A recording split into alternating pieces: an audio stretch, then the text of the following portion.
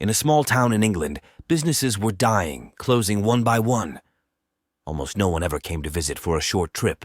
Bed and breakfast shut down, stores closed, and the town was slowly fading away. The small local tourist agency joined forces with some paranormal enthusiasts. They aimed to attract people to the town and set up night tours to the supposedly haunted cemetery. They needed captivating photos to draw in visitors. The cemetery was notorious for its hauntings, with reports of sightings of Vikings, witches, and strange creatures. People claimed to hear eerie sounds, whispers, and see unexplainable lights. No one had ever dared to spend the night without leaving early, utterly terrified. "Hey, Boo, I got a new job!" Mike exclaimed with enthusiasm as he opened the door to their home in the small village. "That's great, hun," replied Heidi, his wife of 4 years. "It's great, but a bit dark," Mike added, "and I need you with me for this one." Heidi didn't hesitate. She enjoyed being the subject of Mike's photo shoots. Entering their shared home office, Mike found Heidi busy on the sewing machine. He began explaining the job to her. It was scheduled for 2 days from now, near midnight on a Saturday, at the old abandoned cemetery on the outskirts of town. "That old dirty dead place?" Heidi responded skeptically. "Yes. Are you up for it?"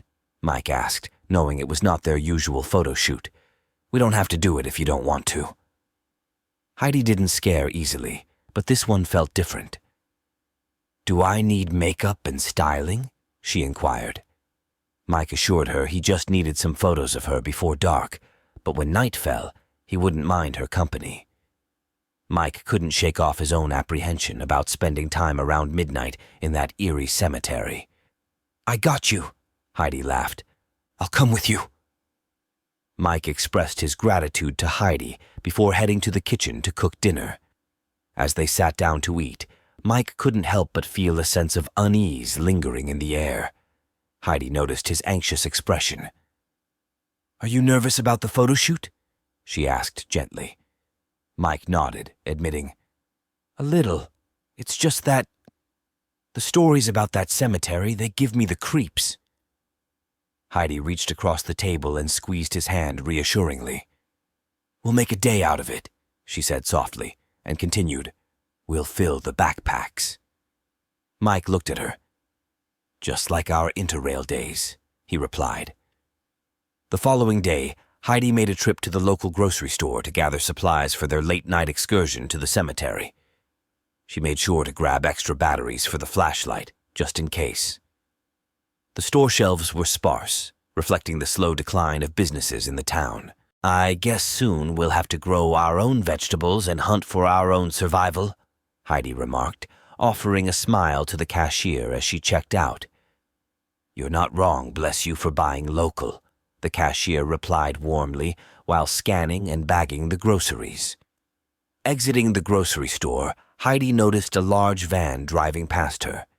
Painted on its side was a sizable occult symbol, along with the letters PIN, PIN, signifying the Paranormal Investigators Network, the group that had enlisted Mike and Heidi for the cemetery photo shoot. The remainder of the day was spent preparing for their visit to the cemetery. In the evening, they decided to research the reported hauntings of the cemetery. "Hey, did you see this one?" Mike asked Heidi, pointing to an article about a group of 5 friends who had attempted to spend the night at the cemetery. Only 4 of them returned. According to their account, their missing friend, Alec, had begun acting strangely. They arrived at the cemetery late in the afternoon, set up their tent, and split up to explore. Upon returning, they found Alec visibly disturbed, claiming to have seen lights and heard wolf-like growls. "Yes, but they were high as kites, right?" Heidi questioned, to which Mike replied, "Doesn't make it any less creepy." "You're right," Heidi agreed. As the evening wore on, Alec's behavior grew increasingly bizarre, culminating in an obsession with a particular grave near their campsite. When darkness fell, the group became increasingly frightened, hearing strange sounds. The wind in the trees frightened them. They heard stick breaching, which gave them a feeling as though they were being watched. Deciding to leave their campsite, they attempted to retrieve Alec, who remained unresponsive. One of the friends touched Alec's shoulder, causing him to turn with a pale, vacant stare. Suddenly, lightning illuminated the scene, revealing a creature behind Alec unlike anything they had ever seen. "Mike, sweetie," Heidi interrupted. "Don't read that. It won't help you one bit." Recognizing her wisdom, they abandoned their research and opted for a movie before retiring for the night, in anticipation of their cemetery photo shoot the following day. Around 4 p.m. the next day, Mike and Heidi pulled up to the cemetery, parking near an old weathered stone fence covered in dirt and moss. Rain poured down, adding to the eerie atmosphere of the place. They ventured into the cemetery, searching for suitable spots to take photos.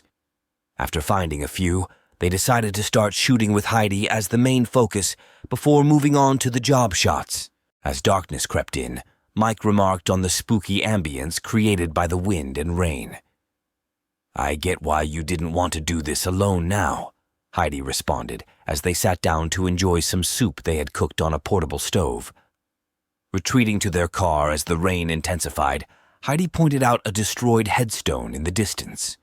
Mike, engrossed in reviewing the photos he had taken, glanced up to see a bright light shining nearby. It flickered green, accompanied by rising fog.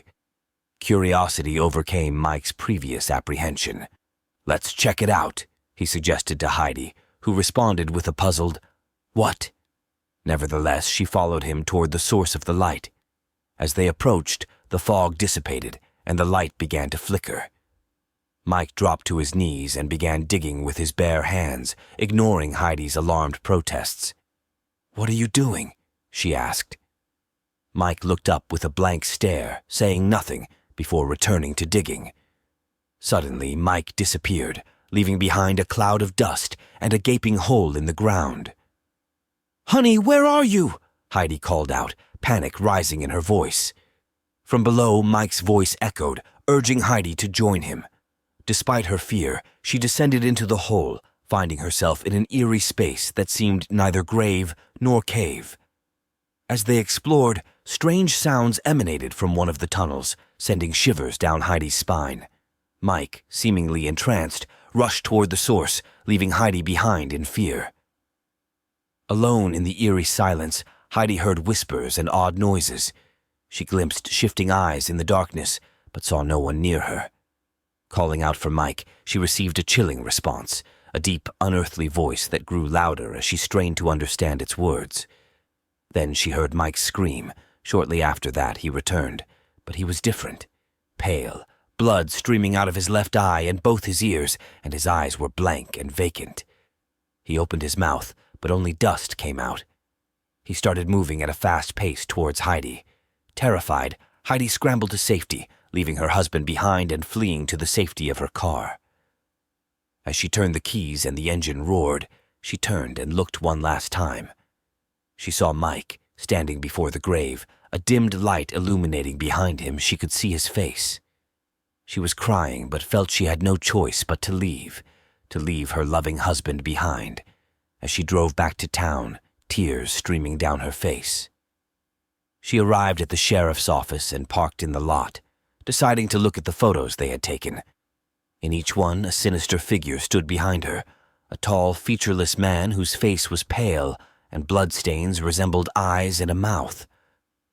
Startled by a loud knock on her window, Heidi looked up to see the sheriff checking on her as he noticed her arrival. Blinking away her fear, she saw only the haunting face on the sheriff's head. So, what secrets did lay beneath the cemetery?